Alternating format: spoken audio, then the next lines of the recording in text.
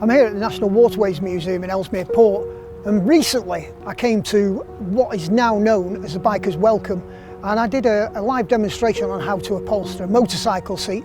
And this biker's welcome is something that the Canal and River Trust are rolling out nationwide, where they're trying to encourage bikers to come to use their facilities, cafes. If you're a biker, you know it's the law. If you're out on a motorbike, you have to stop for coffee and cake. So why not use the Canal and River Trust facilities and pop into one of their cafes?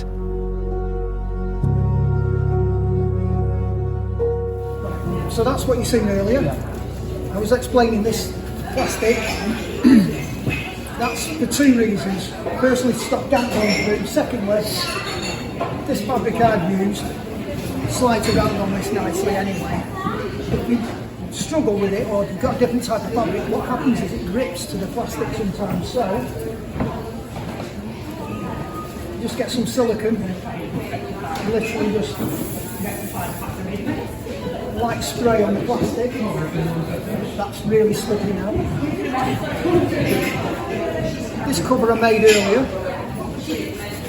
until it's dirty. I'll clean it for you, Tom.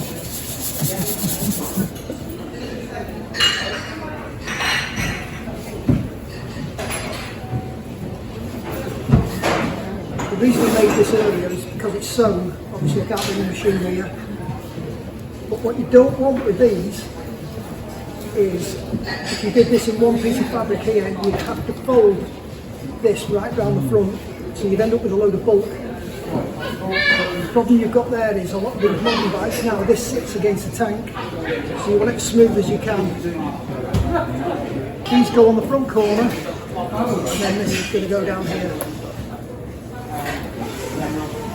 Another thing to bear in mind is I'm using stainless steel staples. I always use it on bike seats because they get wet. And the staples I'm using are, I think, 6mm staples I'm using.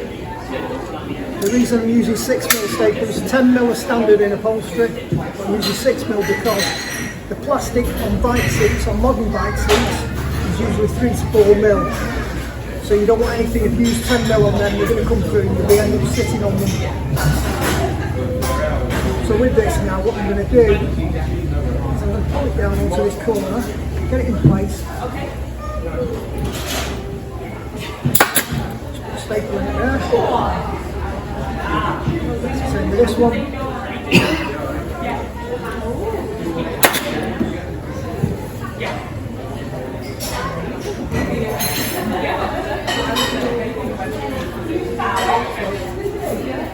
Now then, the two front ones are held in place.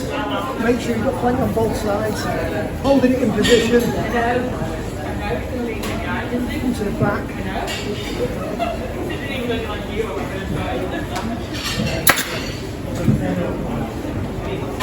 Start your head shape, there you can see it. Try and turn it down.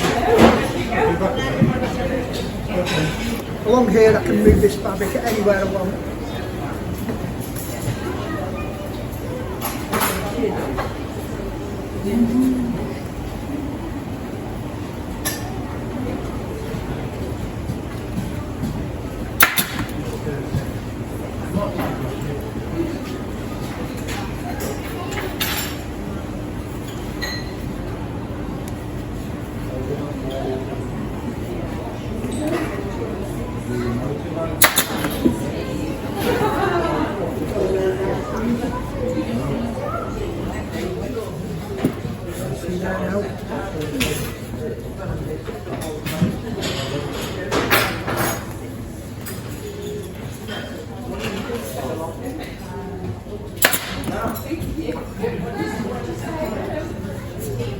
So you work from side to side now.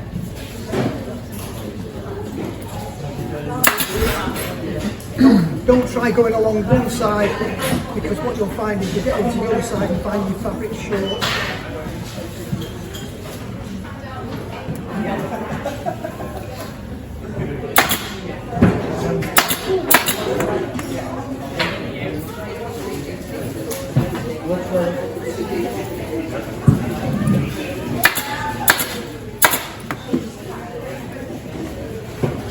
going to do now is at the back, and you see that staple there that's pulling really tight. What I need to do with that, let's cut this fabric in here. Do it that way you can see what I'm doing.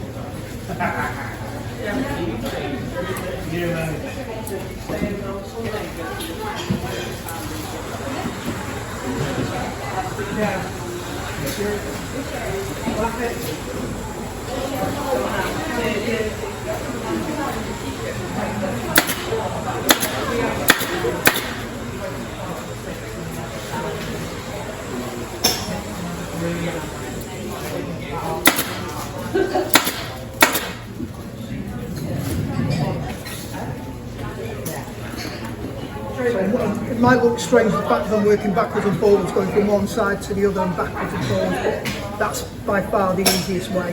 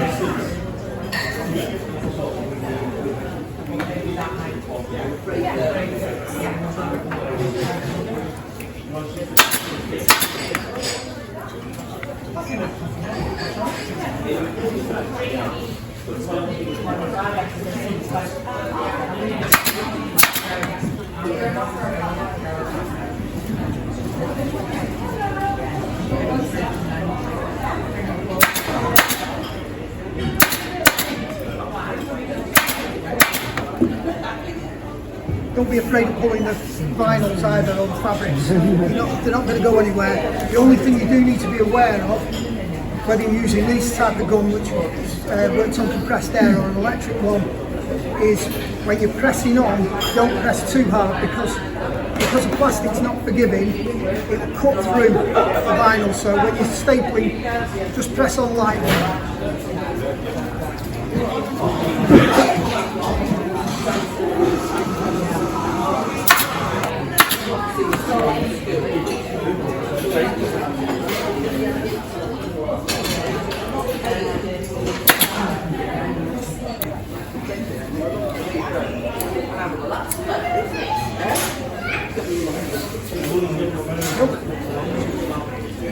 Any questions? Is there any problems with it? Canal River Trust. Lifetime warranty. So that's ready to go on your bike along with your pedal seat. Turn it up underneath. What a wonderful place this is, and it wouldn't be the same without the volunteers. This whole place relies on its volunteers, and what a lot of people don't realise is that the Canal and River Trust is a charity. Now, I don't know about you, but I will certainly be coming back.